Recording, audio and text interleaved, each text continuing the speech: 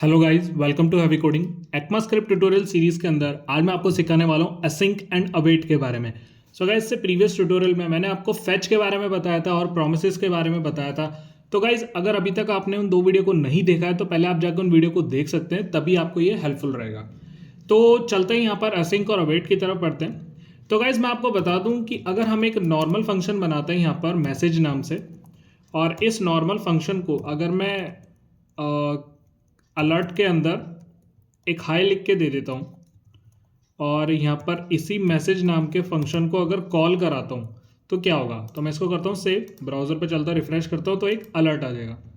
अब गाइस, ये एक नॉर्मल फंक्शन है, बट हमें यहाँ पर सीखना है एसिंक फंक्शन। तो एसिंक फंक्शन क्या करता है, तो अगर आपने वो प्रॉमिस वाली वीडियो देखी थी तो उसके अंदर क्या हो रहा था, जब भी हम एक प्रॉमिस को कॉल कर रहे थे तो उस प्रॉमिस को कॉल करने के बाद हमें यहाँ पर क्या करना पड़ रहा था, दो यहाँ पर प्रोमिसेस यहाँ पर क्या होती है, फुलफिल होती है। या तो वो रिजॉल्व होती है प्रॉमिस, या वो प्रॉमिस क्या होती है, रिजेक्ट होती है। तो अब रिजॉल्व के केस में हम क्या करते थे, देन चलाते थे। अगर वो रिजेक्ट होती थी तो यहाँ पर हम कैच नाम का फंक्शन चलाते थे। तो इस तरीके से हमारे पास ये प्रॉमिस वर्क करता था। तो इसमें क्या हो रहा है, दो स्टेप आ रहे थे, एक तो रिजॉल्व देन रिजेक्ट। तो इसमें हर बार जब भी एक प्रॉमिस को हम कॉल कर रहे हैं तो हमें एक पहला तो रिजॉल्व लगाना पड़ता है, फिर उस रिजॉल्व के लिए एक देन लगेगा, देन हम रिजेक्ट लगा रहे तो रिजेक्ट के लिए कैच बनेगा। तो इस चीज को सॉल्व करने के लिए ECMAScript हमारे पास लेकर आया असिंक एंड अवेट।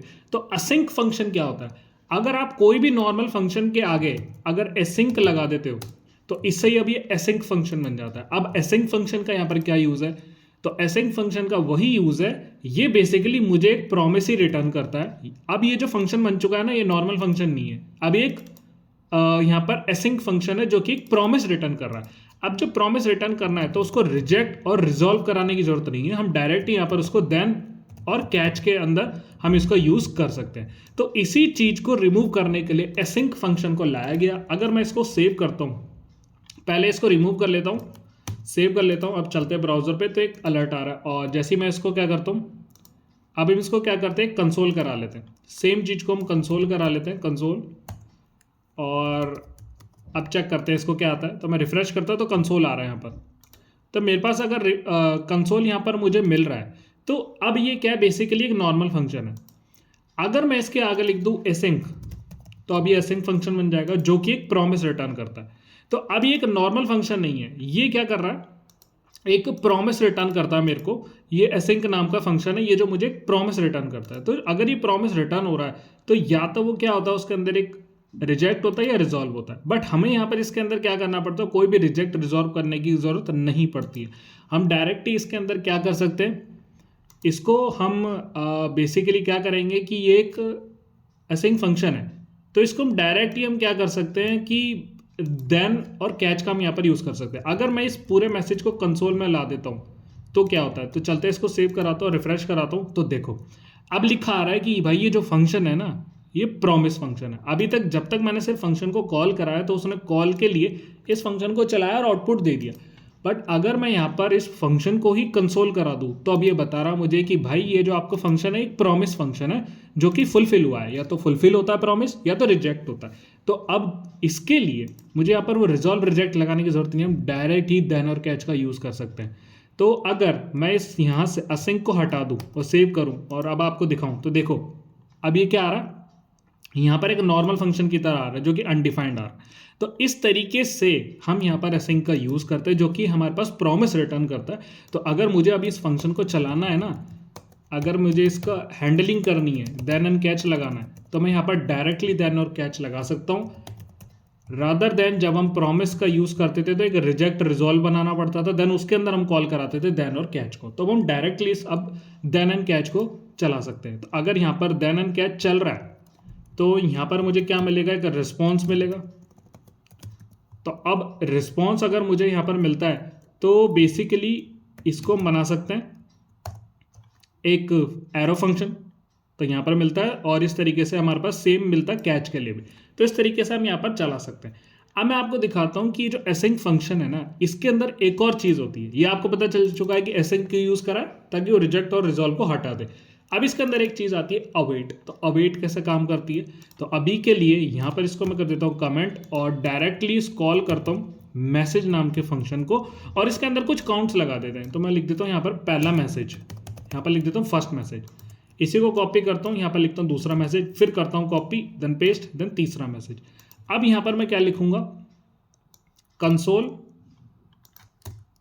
मैसेज के बाद कंसोल, यहाँ पर लिख देता हूँ एक चौथा मैसेज और यहाँ पर लिख देता हूँ पांचवा मैसेज। अब एक और चीज़ है, मैं इसके अंदर क्या कर लेता हूँ, इस कंसोल को यहाँ पर प्रिंट कर लेता हूँ और यहाँ पर लिख दूंगा कि भाई फर्स्ट मैसेज मतलब 0 मैसेज, ये मेरा फर्स्ट 0 मैसेज है, then 1, then 2, then 3, then 4, then 5।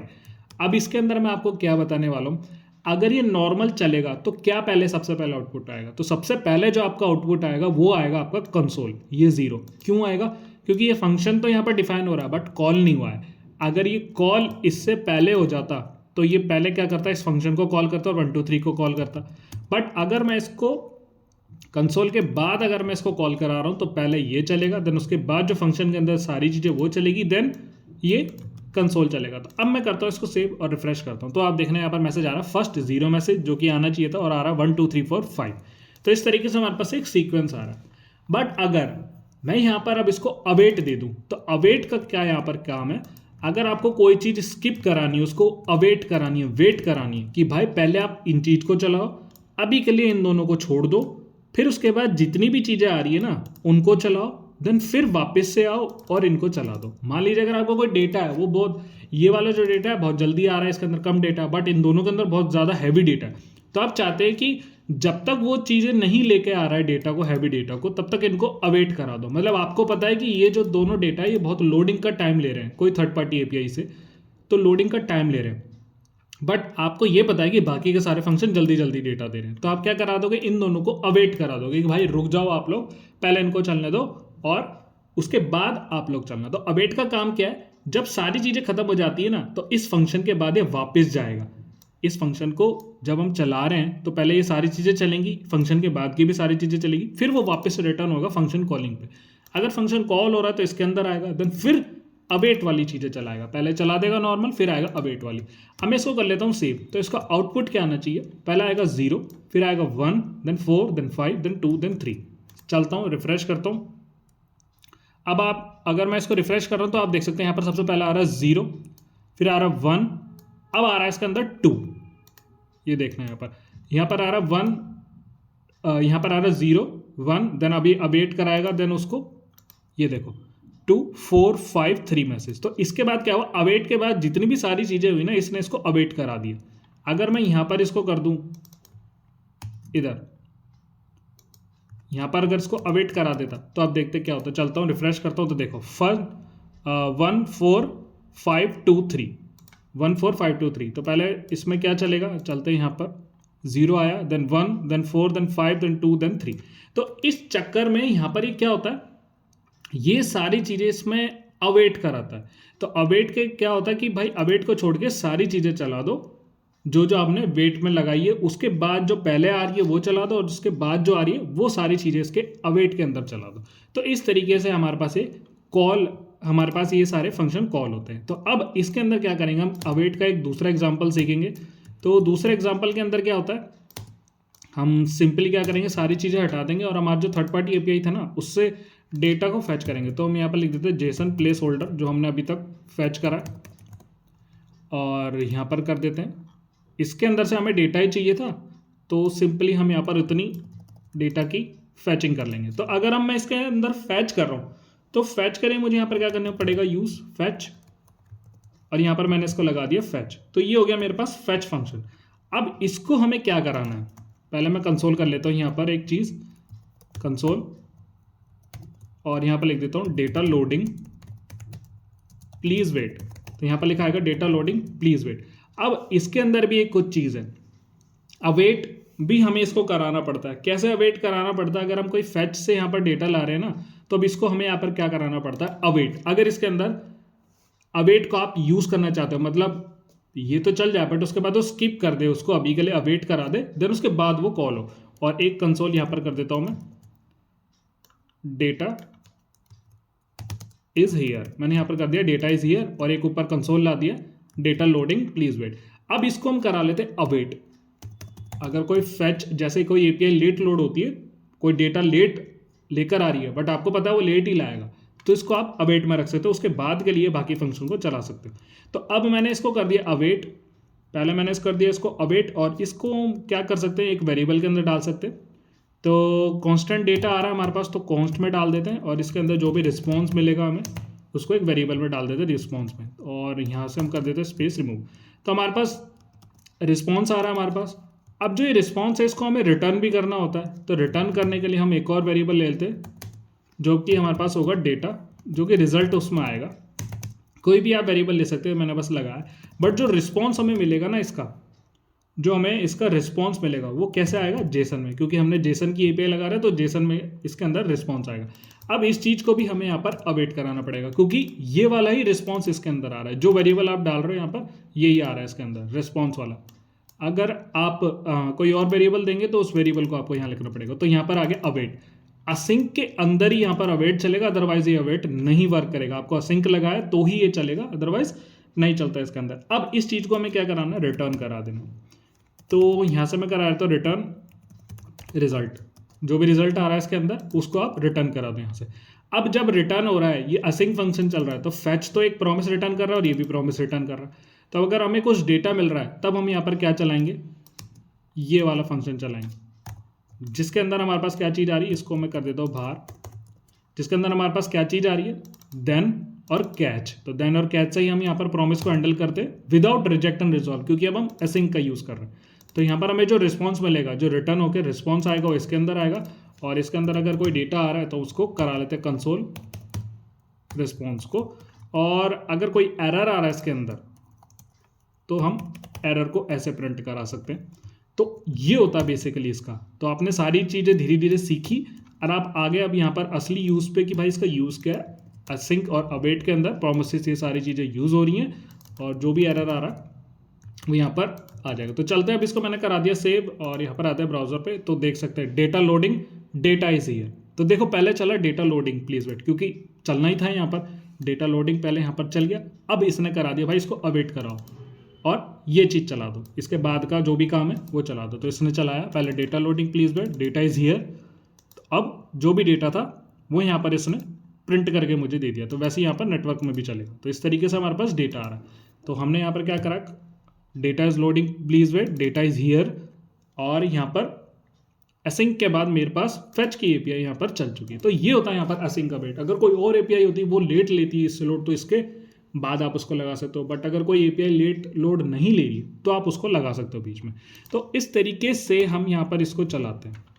अगर मैं यहाँ पर कोई कंसोल लगा दूँ और यहाँ पर लिख दूँ डेटा लोडिंग टेकिंग टाइम, और यहाँ पर इसको करते हैं सेव, चलता हूँ, रिफ्रेश करता हूँ, तो देखना अभी यहाँ पर अभी मेरे पास कोई चीज़ आउटपुट नहीं आई है, क्योंकि अब इसके अंदर एक बार देख लेते हैं। यहाँ पर कंसोल जो मैंने यहाँ से करा है ना, रिटर्न हो गया। इससे पहले लगाते हैं इसको, रिटर्न करने से पहले लगाते हैं। अब रिफ्रेश करते हो तो देखो ये चलाया, डेटा इज हियर चलाया, डेटा लोडिंग टेकिंग टाइम। क्यों आया यहाँ पर ये इससे पहले, क्योंकि हमने यहाँ पर अवेट लगा दिया। तो सबसे पहले ये चलेगा, ये बाद में चलेंगे दोनों, फिर ये चलेगा, फिर ये चलेगा, देन वापस से रिटर्न होएगा, अवेट के पास आएगा और अवेट यहाँ पर चलेगा। तो सबसे लास्ट में अवेट ही चलेगा यहाँ पर। तो इस सीक्वेंस में आपको लगाना है कि आपको कब यहाँ पर फंक्शन को चलाना है, उसके अंदर क्या क्या चीज़ें जो आपको कब चलानी है। तो मुझे यहाँ पर ये पहले चलाना था, ये भी पहले दिखाना था, देन उसके बाद ये तो चलना ही चलना है, देन फिर वापस से आएगा और वो अवेट यहाँ पर फंक्शन चलेगा। तो इस तरीके से हमारे पास अवेट, असिंक एंड अवेट का यूज़ होता है, और ये बहुत ज़्यादा यूज़ होता है। जब हम रिएक्ट करेंगे तो उसके अंदर ये बहुत ज़्यादा यूज़ होगा, जब भी एपीआई से यहाँ पर वर्क करेंगे। अब इस चीज़ को हम यहाँ पर क्या कर सकते हैं, जो हमने इतना बड़ा यहाँ पर लिखा है ना ये कोड, इसको हम शॉर्ट भी कर सकते हैं। कैसे कर सकते हैं यहाँ पर शॉर्ट, हम इसको डायरेक्ट रिटर्न कर सकते हैं। बट रिटर्न करने का भी तरीका है। अगर हमने यहाँ पर फेच एपीआई का यूज़ करा है तो डायरेक्ट हम यहाँ पर फेच एपीआई को कट करके यहाँ पर लगाएंगे। तो यहाँ पर हमने लगा दी। अब इसके साथ हम क्या करेंगे, इस चीज़ को अवेट कराएंगे, क्योंकि हम ऊपर अवेट ही करा रहे तो अवेट करा दी। तो मैंने अब रिटर्न करा दिया, अवेट कर दो फेच को, रिटर्न अवेट फेच, आपको ब्रैकेट्स में लेना है सर, राउंड ब्रैकेट्स में लेना है आपको, रिटर्न अवेट फेच, ये चीज़ चलेगी। और जो भी आपका रिजल्ट है ना, जो आपने रिस्पॉन्स में डाला उसको आप डायरेक्ट डालना है एज ए जेसन में। तो जो भी इसका रिस्पॉन्स आएगा वो एज अ डायरेक्ट जेसन में डालेगा, आपको कुछ नहीं करना। मैं जूम आउट कर देता हूँ तो देखो return await fetch API dot JSON. तो इस तरीके से सबसे लास्ट में लगाना आपको जेसन, जो ये वाला ब्रैकेट बंद होगा रिटर्न के बाद वाला, तो जो भी जेसन का डेटा है वो कन्वर्ट होके यहाँ पर चला जाएगा, जो कि मतलब उसको दिखेगा डेटा। तो अब इतना सारा कोड यहाँ पर बच गया मेरा, और मुझे यहाँ पर रिटर्न वगैरह लगाने की कोई ज़रूरत नहीं, क्योंकि डायरेक्ट यहाँ पर रिटर्न हो रहा अवेट। अब ये नहीं चलेगा क्योंकि रिटर्न आ रहा है उसके ऊपर, इसको आप ऊपर रखना पड़ेगा तो चल जाएगा। तो अभी हमने क्या करा है यहाँ पर, सिंपल सा यहाँ पर कर दिया रिटर्न अवेट फैच, जो भी आपका डेटा टाइप है जेसन का है तो जेसन आप चला गया। तो चलता हूँ मैं इसको कर लेता हूँ सेव, रिफ्रेश करता हूँ, कुछ भी यहाँ पर मेरे पास एरर शो नहीं कर रहा। तो इस तरीके से हमारे पास एसिंक और अवेट हमारे पास काम करता है। आई होप गाइस आपको इतना समझ आया होगा। और अगर यहाँ पर मैं इस जेसन का JSO कर दूँ, रिफ्रेश कर दूँ, तो यहाँ पर देखो दोनों चीज़ें चली, बट यहाँ पर क्या बता रहा है कि JSO is not a function. तो अब एरर मैसेज जिसने प्रिंट कर दिया। इस तरीके से हमारे पास चलता है। अगर ये फैच का FETH लगा दूं तो देखो यहाँ पर HTS is not a function. तो इस तरीके से हमारे पास ये एरर भी हैंडलिंग यहाँ पर चलती है। और अगर कोई चीज़ यहाँ से गलत कर दूं और रिफ्रेश कर दूं तो देखो सिंटैक्स एरर, अब तो सिंटैक्स एरर ही आया क्योंकि हमने यहाँ पर इसको करप्ट कर दिया। उससे पहले हैंडल कैसे हो रहा था डेटा, इससे console.log में हमें एरर शो हो रहा था। आई होप गाइज आपको समझ आएगा। अगर कुछ भी डाउट रह गया असिंक और अवेट में तो मुझसे कमेंट सेक्शन के अंदर जरूर पूछ सकते हैं। और इसके लिए आपको प्रैक्टिस की जरूरत पड़ेगी कि कब चलाना फंक्शन। जब आप ये खुद से करोगे तो आपको समझ आ जाएगा कि अवेट कब काम कर रहा है और असिंक कब काम कर रहा है। इस वीडियो में इतना ही। Thank you so much.